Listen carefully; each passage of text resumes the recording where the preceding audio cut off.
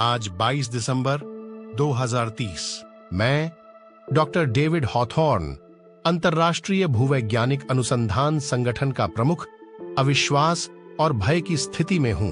आज मैं भारी दिल से लिखता हूं, यह जानकर नहीं कि यह मेरी आखिरी प्रविष्टि हो सकती है। हमारे चारों ओर की दुनिया आतंक और अनिश्चितता में डूबी हुई है। विकास की हमारी अनवरत खोज ने हमारे ग्रह को विनाश के कगार पर ला खड़ा किया है। अब जब हम अपने कार्यों के परिणामों का सामना कर रहे हैं, एक और भी भयावह रहस्योद्घाटन सामने आया है। 4 हफ्ते पहले हमारे 2 जूनियर वैज्ञानिक तेज और लिली मेरे पास एक खोज के साथ आए जो एक विज्ञान कथा फिल्म से बाहर की कहानी लग रही थी। सर, हमने हमारे ग्रह के कोर के अंदर कुछ अन्य प्रकार के जीवों के निशान पाए हैं। सर, हमें लगता है कि ये एलियंस हैं। तुम क्या बकवास कर रहे हो? तुम दोनों को वास्तविक विज्ञान पर ध्यान देने की जरूरत है। पहले तो मैंने उनकी खोज को खारिज कर दिया, इसे बहुत अधिक हॉलीवुड फिल्मों से प्रभावित कल्पनाओं का परिणाम माना। लिली, क्या तुम यकीन कर सकती हो कि हमने पृथ्वी के कोर में एलियन जीवन का सबूत पाया है? जिन चरम परिस्थितियों में उन्होंने वहां अनुकूलन किया है, गर्मी, दबाव, बिना धूप के, यह अविश्वसनीय है। मुझे पता है तेज, यह अविश्वसनीय है। हम हमेशा अंतरिक्ष में खोजते रहे और वे हमारे नीचे ही थे। मैं तो बस बहुत उत्साहित हूँ। इस तरह की खोज जीवन में केवल एक बार होती है। हालांकि तेज और लिली अडिग रहे। 2 दिन बाद एक महत्वपूर्ण बैठक के दौरान उन्होंने फिर से अपने डेटा प्रस्तुत किए। सर, इसे देखिए। पिछले 2 दिनों से हमने हर डेटा की निगरानी की है और ये निशान पाए हैं। आप इसे नहीं मानेंगे, लेकिन आपको मानना पड़ेगा। अनिच्छा से मैंने सबूतों की जांच की। इस बार यह अडिग था। डेटा पृथ्वी के कोर के अंदर विदेशी जीवन रूपों की उपस्थिति की ओर इशारा कर रहा था। मैंने तुरंत यह जानकारी अंतर्राष्ट्रीय अंतरिक्ष अनुसंधान केंद्र ISRC के साथ साझा की।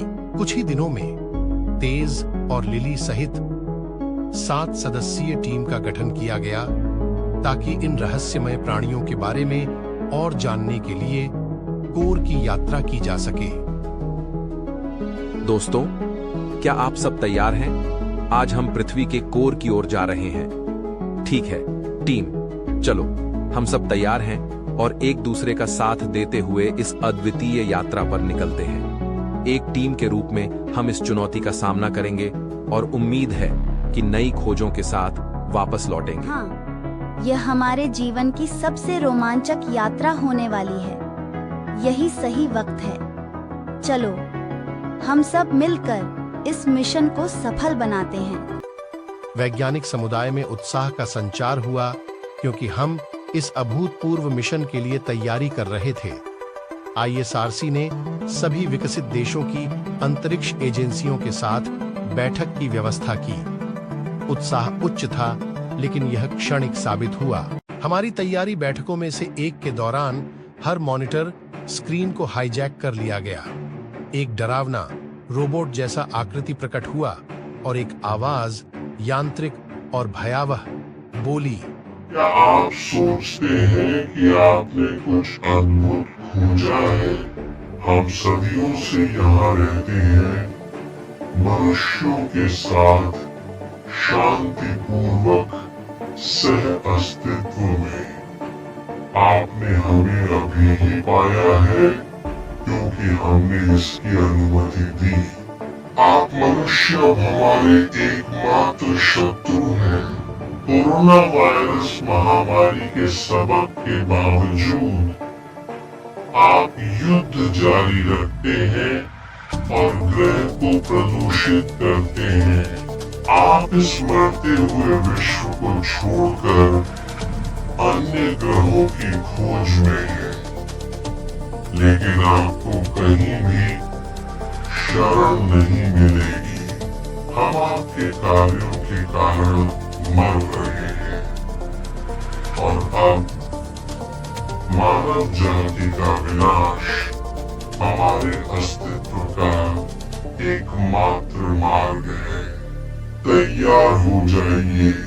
स्क्रीन काली हो गई, हमें स्तब्ध चुप्पी में छोड़कर। हमारा उत्साह वाष्पित हो गया, इसकी जगह एक ठंडा डर ने ले ली। एलियन संदेश की खबर जल्द ही मीडिया में लीक हो गई, जिससे वैश्विक स्तर पर दहशत फैल गई।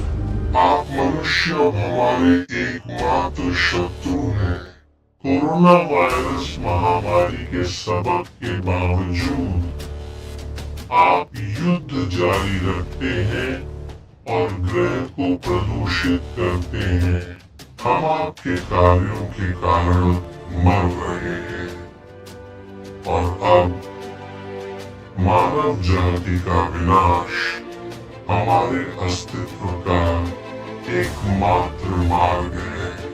तैयार हो जाइए। 7 सदस्यीय टीम जो एक बार इस ऐतिहासिक मिशन के लिए उत्साहित थी, अब डर के साथ अपनी यात्रा का सामना कर रही थी।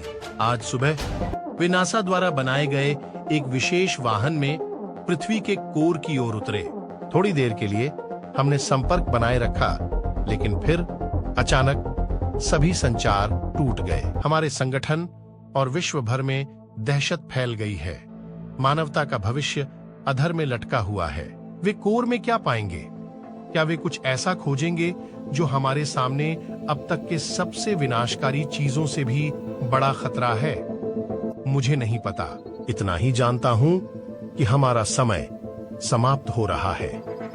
हमने अपने विनाश के बीज बोए हैं और अब हमें उसकी फसल का सामना करना पड़ेगा।